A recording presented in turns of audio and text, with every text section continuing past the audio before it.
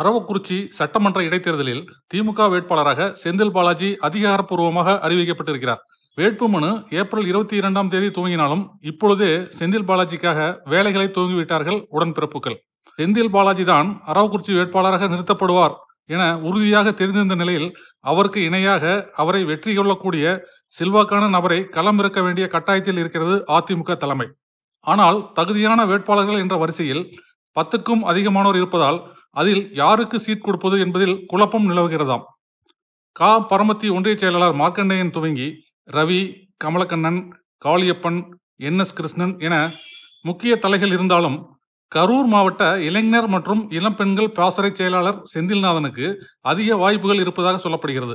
2011ஆம் ஆண்டு நடந்த சட்டசபை பொதுத் தேர்தலின் போது வெறும் 4541 வாக்குகள் மட்டுமே குறைவாக பெற்று திமுக வேட்பாளர் KC பழனிசாமியிடம் தோற்றுப்போனார்.